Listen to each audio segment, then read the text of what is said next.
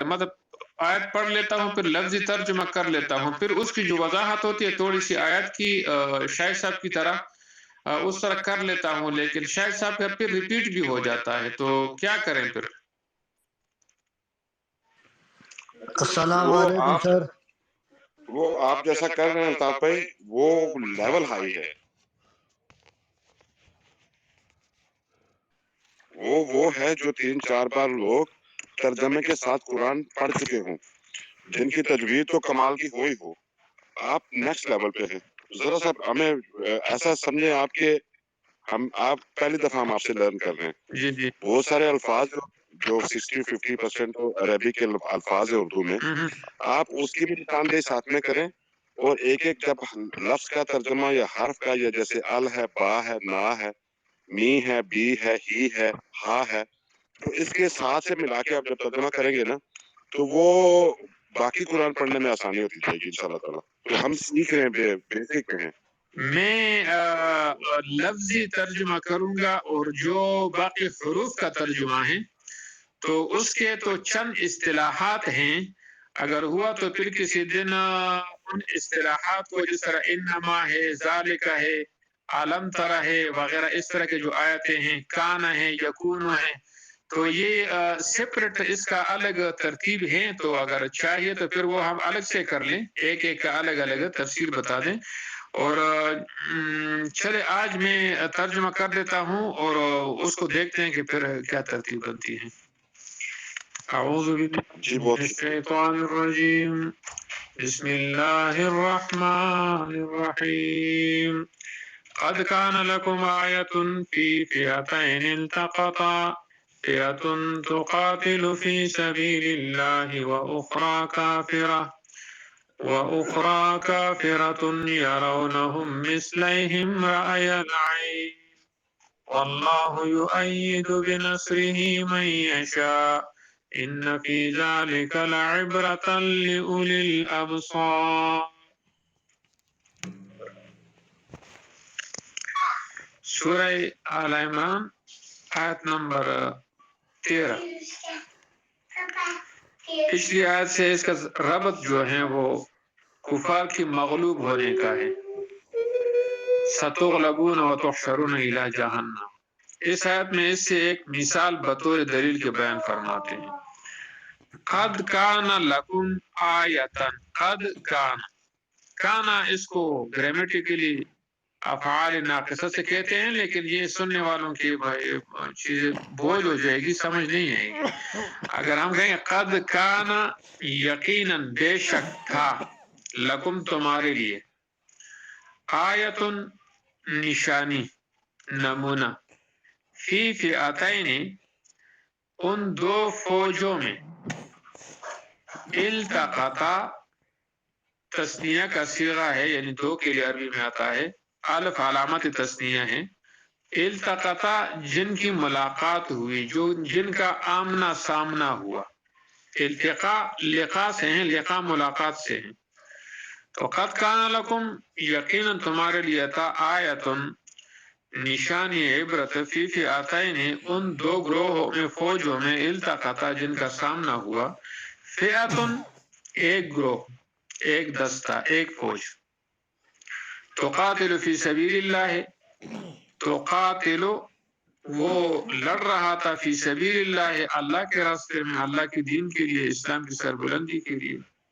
وَأُخْرَى اور دوسرا یا دوسری فوج، کافرتن وہ کافروں کی تھی، یرونہم، یرونہم مثلیہم، یرونہ وہ دیکھ رہے ہیں، ہم ان کو، مثلیہم دچن اپنے سے، رأی العین ظاہری آنکھوں سے، بظاہر جو دیکھتے ہیں ایک دوسرے کو تو ہر ایک کو اپنے سے دگنا سمجھتے ہیں. مسلمان کافروں کو دیکھتے ہیں تو کافر دگنے نظر آتے ہیں، کافر مسلمانوں کو دیکھتے ہیں تو مسلمان دگنے نظر آتے ہیں. واللہ یؤید، اللہ تعالیٰ یؤید تائید سے ہیں، مدد سے ہیں. یؤید تائید قوت دیتے ہیں، بے نصری اپنی مدد کے ساتھ، من اس کو یشاء جس کو چاہے، من یشاء جس کو چاہے. ان فی ذالک بے شک اس میں لعبرتن عبرت ہے، نمونہ ہے، لأولی الابصار دیکھنے والوں کے لیے.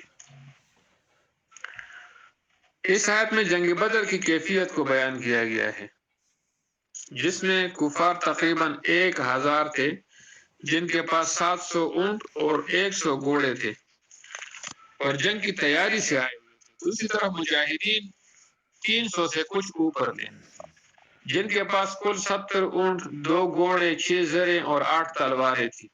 300 صحابہ کے پاس 8 تلواریں اور 6 زریں.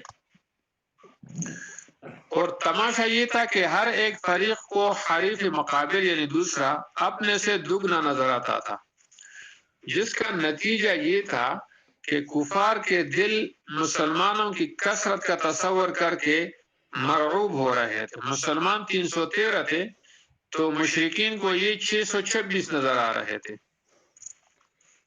مسلمان اپنے سے دگنی تعداد دیکھ کر اور زیادہ الحق تعالیٰ کی طرف متوجہ ہوتے، اور کامل توکل و استقلال سے خدا کے وعدہ ان یکن منکم مئۃ صابرۃ یغلبوا مئتین، یعنی اگر تم میں 100 بندے ہو صبر استقامت والے تو وہ 200 پر غلبہ پائیں گے.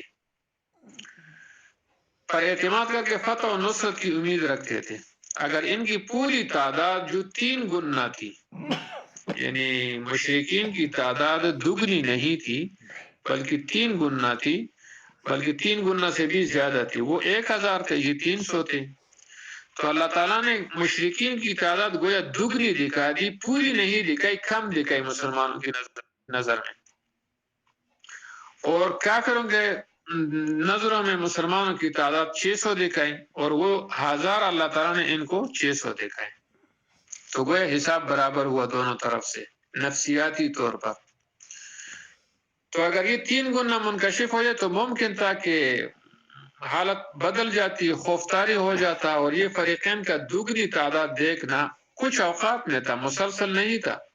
ورنہ بعض احوال وہ تھے جب ہر ایک کو دوسرے فریق کی جمعیت کم محسوس ہوئی، ایک دوسرے سے کم بھی محسوس ہوئی، دگنی بھی ہوئی، جیسا کہ سورہ انفال میں آئے گا کہ وہاں ایک دوسرے کو کم سمجھ رہے تھے. بہرحال ایک قلیل اور بے سر و سامان جماعت کو ایسی مضبوط جمعیت کے مقابلے میں ان پیشن گوئیوں کے موافق جو مکہ میں کی گئی تھی، اس طرح کامیاب کرنا آنکھیں رکھنے والوں کے لیے بہت بڑا عبرتناک واقعہ ہے. وہ کہ تفصیلی واقعہ یہ بھی نہیں ہے، لیکن اس آیت کا تعلق بدر سے تھا.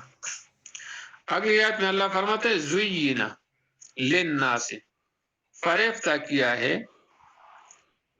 خوبصورت بنایا گیا ہے، للناس لوگوں کے لیے، حب الشہوات مرغوب چیزوں کی محبت، بھلی لگنے والی شہوات، یعنی جو چیز نفس کو اچھا لگے اس کی محبت ان کو اس پر فریفتہ ہو گئے. زینا ان کو خوبصورت دکھایا گیا ہے لوگوں کو، حب الشہوات مرغوب چیزوں کی محبت، من النساء جیسے عورتیں، والبنین جیسے بیٹے، والقناطیر المقنطرہ، قناطیر قنطرہ یہ آپ سورہ بقرہ میں پڑھ چکے ہوں گے.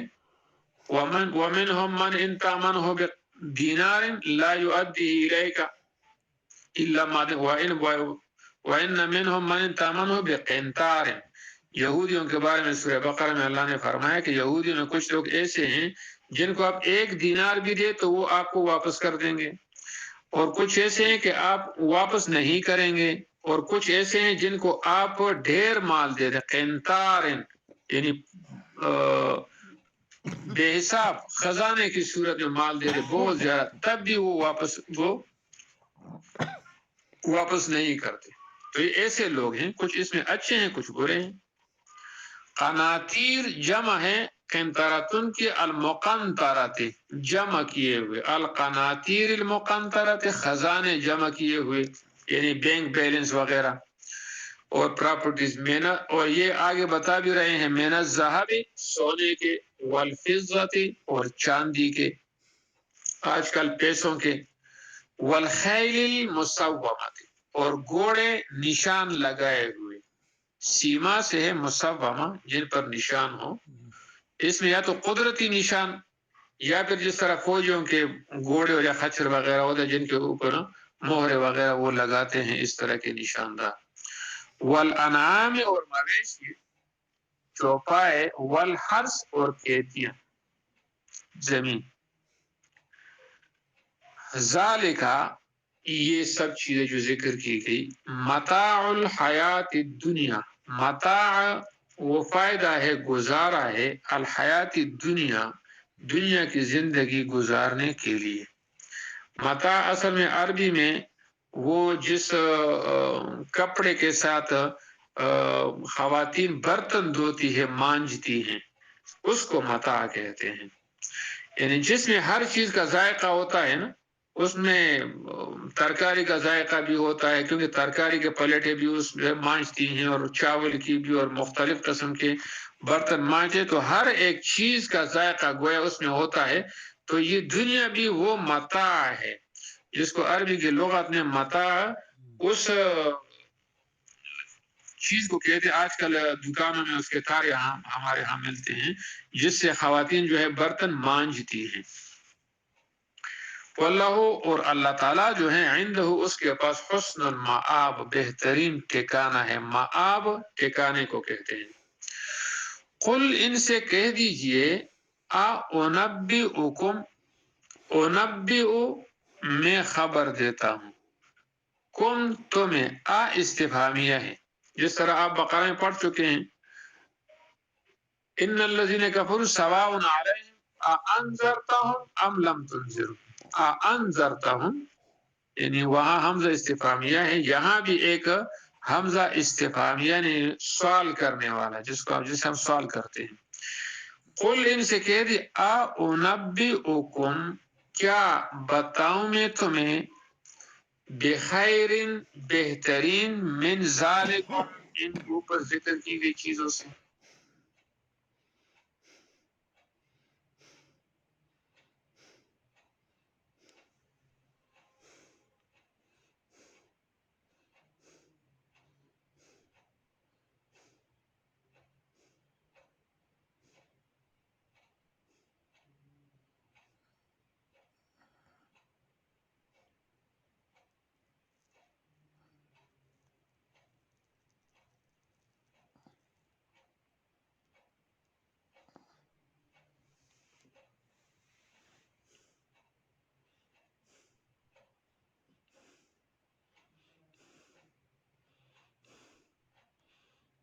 السلام علیکم، ناصر بھائی آواز آ رہی ہے آپ لوگوں کو؟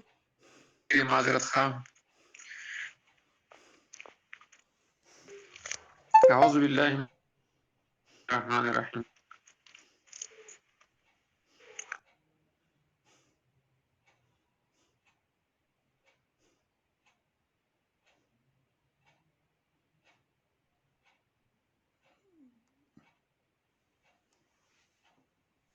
میرا خیال ہے الطاف سر کے نا کنیکشن میں کوئی پرابلم ہے، اگر ایسا ہے تو شاہد بھائی کنٹینیو پھر آپ کر لیجئے گا۔ السلام علیکم، تھوڑی دیر ویٹ کرتے ہیں، میرا خیال ہے وہ کنیکٹ ہو جائیں گے دوبارہ سے، اگر پھر بھی مسئلہ ہوا تو انشاءاللہ میں کر لوں گا پھر۔